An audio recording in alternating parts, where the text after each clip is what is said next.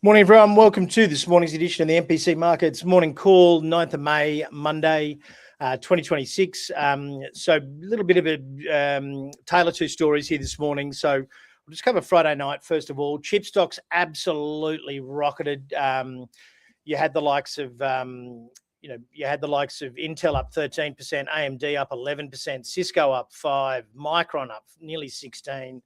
Broadcom was a laggard at only up 4%, and Nvidia obviously, much bigger market cap, but up around about nearly 2%. You had Tesla up 4% as well, as it sort of starts to be a little bit included in the overall chip stock thing. But obviously this morning we've got oil at the moment up 2 to 3%.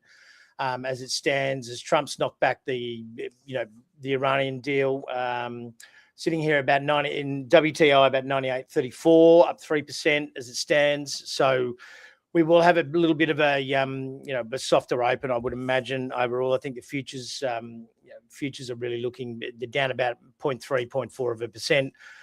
But this section of the market and the chip stocks in the bottom left-hand corner there, as you can see on the heat map, that's some pretty dark green, and that's also just on the back of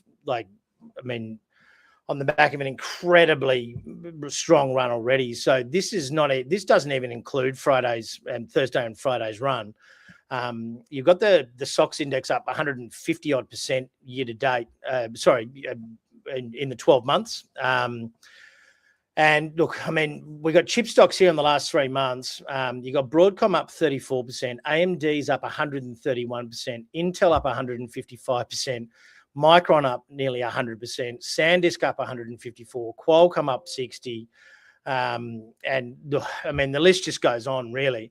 Anything involved in data centers really heading higher. Even the old analog chips at Texas Instruments is up 30%, and Vertiv, which supplies much of the internal data center fit out in terms of humidity controls, power controls, air and temperature controls, power, etc., up 90% in the last 3 months as well. You'd be pretty disappointed if you're a Cisco shareholder, only up 15%. But yeah, so there has been some incredible runs here in a lot of these stocks, and you would start to think that they're a little bit overstretched, I would imagine. There still seems to be a lot of quoting of these earnings being 28%. Just a quick reminder, if you strip out these, one-time items, we're talking in the vicinity of about $60 billion. That brings it back to the pack to about 16, which is still a very good result, 4% better than what was expected. The S&P 493, basically the rest of the S&P outside the Mag 7, 16%, and look, which is a downside better than what they're expecting at 10%. But the ex-hyperscaler proxy, we're looking at 10 to 12% overall. So, and that if we get any sort of bump in the road there with any of these things, we're going to see earnings drop back. We did have payrolls numbers on Friday night, up much better than expected, and they back-to-back monthly gains for the first time in nearly a year. Unemployment held steady at 4.3%, but that's really been a little bit skewed on the back of the fact that Trump's obviously hampering migration, and that keeps that unemployment rate down a little bit, as 70-odd thousand people don't get in per month. But we did have consumer sentiment numbers come in at their worst level since 1952 when they started the number, and in the US. So I think what you got to remember, these numbers are lagging, and I think this consumer sentiment number is highly forward looking for the rest of the market. And I would say that we're going to have some issues leading forward, because this is inflation not only at the Bowser and electricity bills due to these hyperscalers, but it's also people's discretionary income is being not just dented, but just absolutely massacred. So, and you're seeing that come through in the consumer sentiment numbers there. So, Aussie market being very cyclical, and probably due to quite a significant number of changes expected that are coming up in the budget in the next in the next sort of 36 hours. It'd be tomorrow night, Tuesday night. And generally what they do in the Australian budget is leak it out first and then and sort of see, that gives them an opportunity to sort of test things. But we had a bit of a run, obviously, last week in silver, the best performer, copper, the second best performer, and then platinum, the third. So we had, nearly up 11% in silver, 7.5% in copper. Copper is back at some record highs in some of I think the London contracts. And then crude obviously was down 9.2, but we're now back at, as I say, we're still sort of rallying here, about 98.50 in crude at the moment. So that, that move's been erased. And I would imagine, that's gonna hurt markets on Monday morning. There's rumours floating around that there's been some short position taken on by Trump-related entities. That seems to be crap to me, because the tweet was released and then reposted before any markets were open. So, I would say that is someone just trying to, push a bit of an agenda there. So just be very careful on that. I mean, I'm not saying it's not true, but I'm a bit bewildered as to where they could have possibly got short. So you've got futures at the moment down about a 0.25%, both the Dow, the S&P, and about 0.14 in the NASDAQ, and by a little bit more in the broader market in the Russell 2000. So federal budget, look, these are the worst, not great for us. Basically, new share and ETF investors, worst off. And this is only based on, the winners and losers, Chalmers tax overhaul, and who's going to get hit the hardest, and based on the rumoured policies. Trust holders and family businesses are going to get hit as well, a major hit. Established property buyers. So that means anyone so you're not going to get that capital gains tax win. Sorry, not capital gains, that negative gearing win. And also, capital gains will be moved to, being replaced with that 50% discount on an established property. And, that's going to be a really sharp hit. So basically, unless you're building a property, you don't get all these benefits.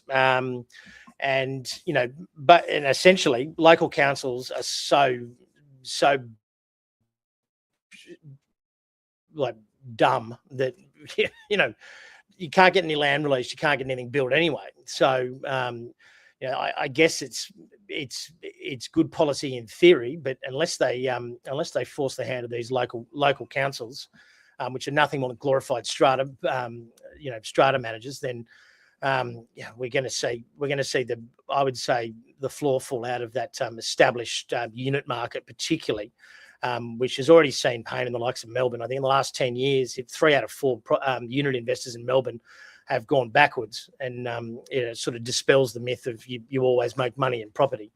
So yeah, there, and as we sort of see, as people what ends up happening is the building industry just basically accounts for the fact that people are going to want to build more places, and they'll just up the price. They did it in the solar, and and then they'll turn around and whinge that because a decent policy has just been taken advantage of. But high balance supers and renters are going to be moderately hurt as well. And then and surprise, surprise, existing property investors will not be hit, and got to keep the boomers on side until they die out, basically. And nothing in there about gas taxes, nothing in there about anyone who buys a seat at a Labor Party fundraiser. So they're all safe. And small businesses, revenues under $10 million, net winners. There's a 20,000 instant asset write-off made permanent. R&D incentives have been improved, and a temporary loss carryback scheme. And companies receive no CGT, so there's no reform to touch them in that regard. So yeah, this is the last week of our Buy the Dip. You're going to have to get your bids in, your forms in over the next couple of days. We've been really inundated on this, as for we're seeing markets at record highs. We've got our webinar tomorrow as well. So if you're interested in this, it's around about the $17,000 down per $100,000 notional or exposure to the S&P vol targeted index, and over a 3-year period, we're saying that the midterm always creates some form of a dip. We are in the absolute nosebleed section in most of these indexes here at the moment. And as I say, massive red flag there on that consumer sentiment number on Friday night, the worst ever in history. So, this thing can't probably go on forever. So look, scan the code there, and you can get on board this thing. It's available to retail and wholesale investors as well, and essentially what it does is your entry price is the lowest Monday close of the 6-month period between May 18th and October 18th. So you're effectively buying the dip on that Monday during that period. It's called a look back. You can go and see, if you scan the code, you can get the investment explainer video there. So yeah, this is your last chance essentially in the next couple of days to get on board this thing. If you've got index ETFs like S&P index ETFs or FANG Plus, etc., it is a bit of a it's a bit of a no-brainer really. You just got to do the maths. It's capital efficient, and not only that, it's incredibly it's taking into account some of the best seasonality you see every 4 years due to that midterm. Tomorrow we've also got a we've got a webinar, and I'll just change this so you can get the code up there. Kai Chen and myself, we've got about 50 odd years, or they're about 40 to 50 odd years prop trading experience and professional trading experience, and we're just going to run through some tactics to invest smart at record highs. Everyone seems to be fearing a fall. It will be available on demand as well, so it's at 11 o'clock tomorrow, and you'll be able to watch it live and ask some questions live, and send in some Q&A. But obviously, if you can't make it because you're at work or you got something on, if you register, you will be able to get the video on demand as well. So yeah, there was some news about CSL this morning as well, some sort of write down. I don't know whether that's priced in or not, but you're probably going to have to keep a couple of eyes on that. But overall, people, have a great day. Be a little bit wary out there. Make sure you're reviewing your portfolios, and make sure you're potentially taking some money off the table here, because it is looking like it's starting to look a little bit grim moving forward, with oil at $100, consumer sentiment falling, new tax rules, and a lot of uncertainty leading into the midterm elections. I think this is probably one of the better opportunities you'll get to to sell this, to sell out and get into some cash to be able to buy the dip moving forward. So yeah, but have a great day, and we will speak again on Tuesday. Feeling lost with investing? Meet Mosaic. Mosaic is MPC Markets' platform that turns confusing markets into clear, actionable guidance for your portfolio. Discover Mosaic today. Portfolio and trade ideas in one place for clients and subscribers, powered by MPC Markets.